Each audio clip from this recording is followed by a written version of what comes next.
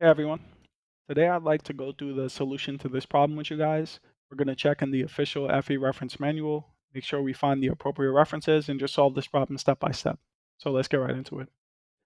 It says a 25-pound block is placed on a 30-degree inclined plane, which is attached via a cable and pulley to a 20-pound mass. If the friction coefficient between the inclined surface and the block is 0.3, the block will, and we're trying to determine which way is the block going to slide, if it's going to slide, or if it's going to stay still.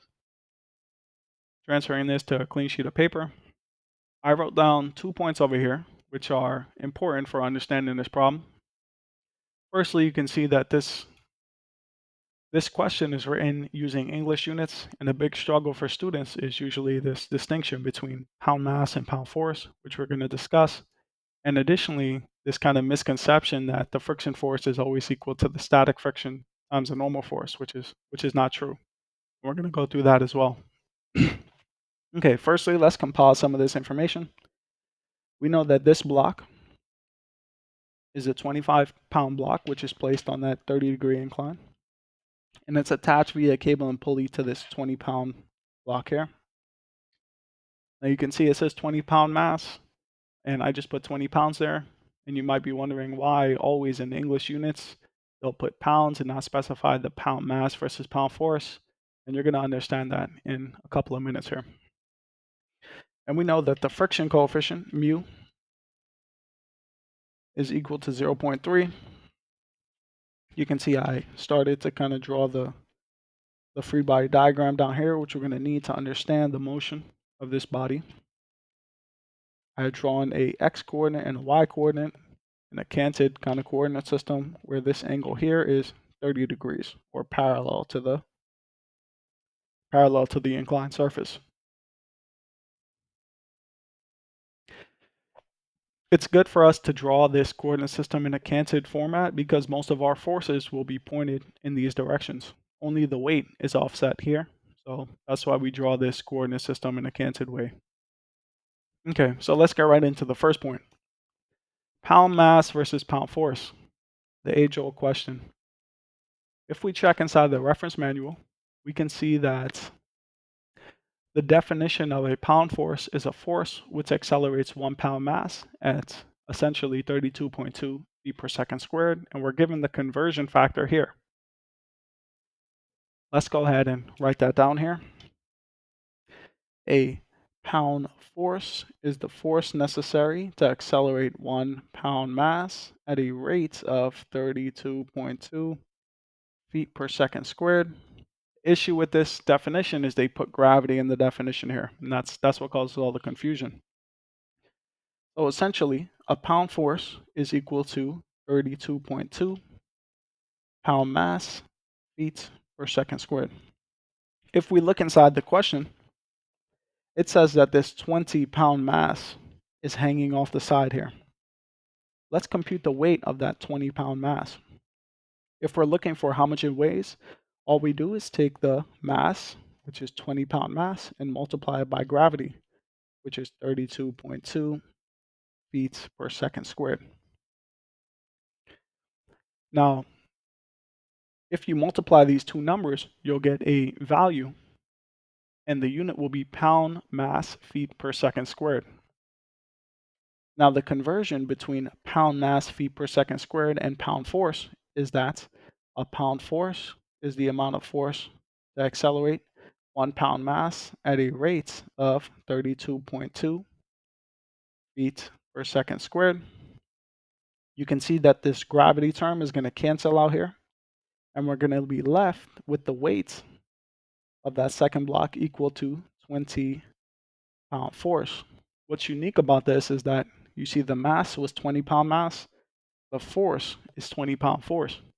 And that differs from the metric system, where if you started with a value of 100 kilograms, you'd end up with a weight which is very different, right? And that scale factor is 9.81.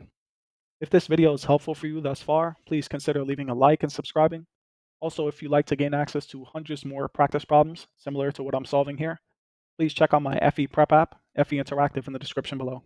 The next point is that the friction force is not equal to the static friction coefficient times the normal force. Now, why did I put that there?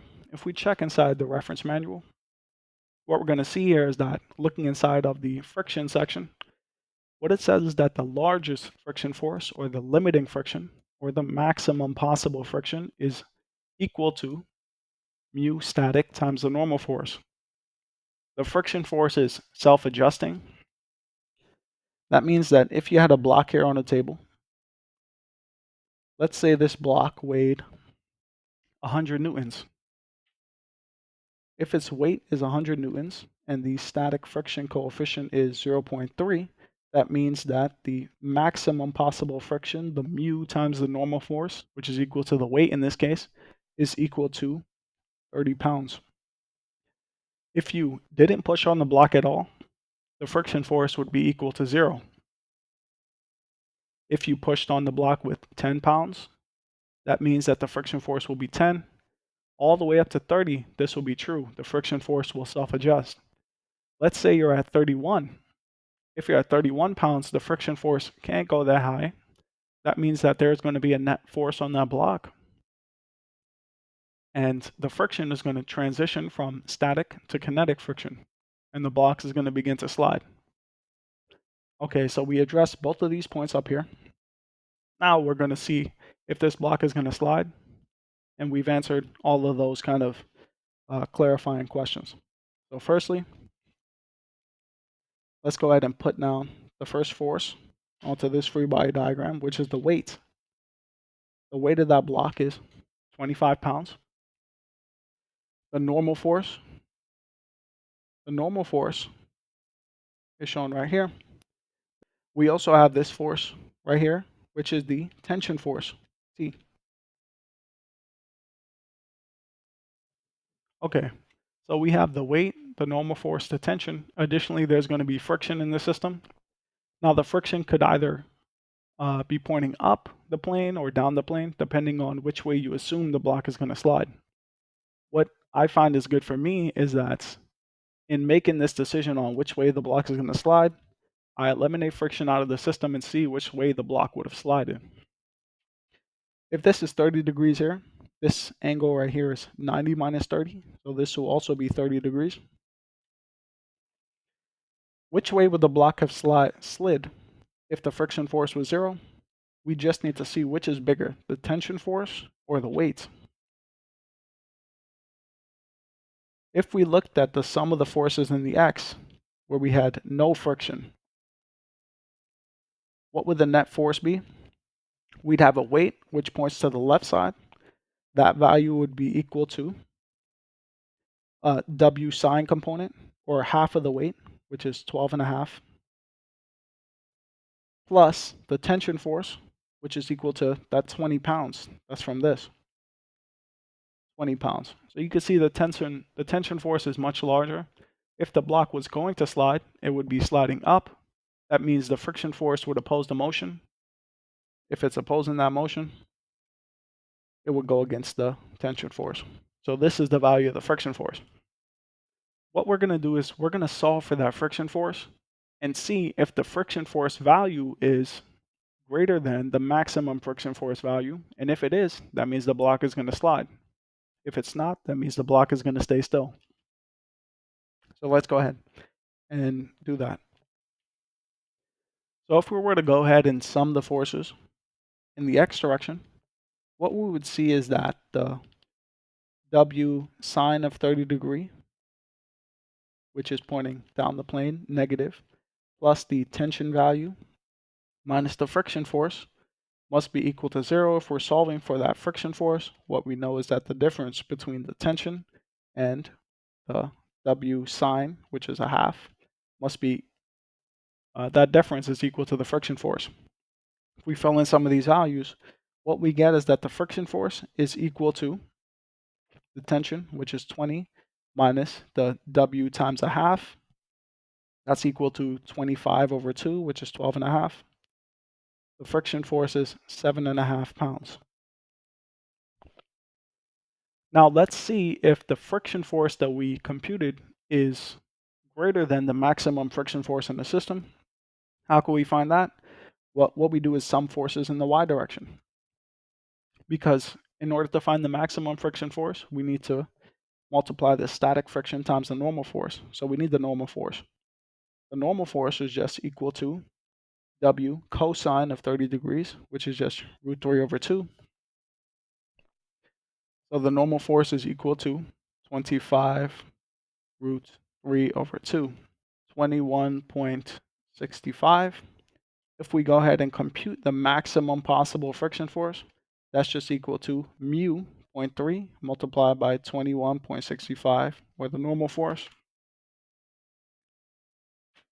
The maximum friction force is equal to 6.5 pounds.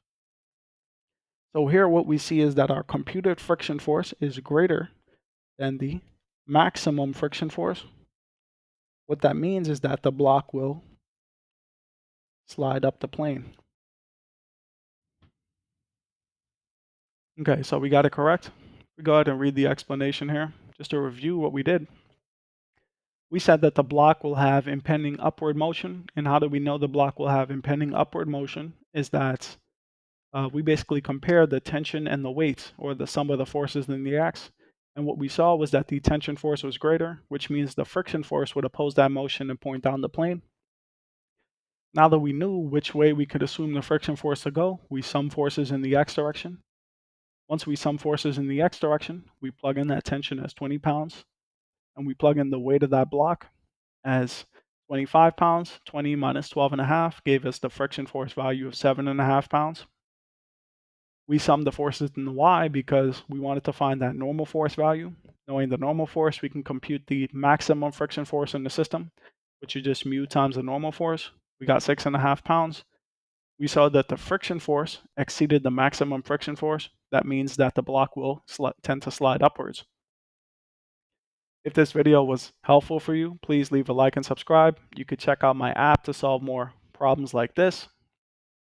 Use code Engineering Fundamentals to get a free month.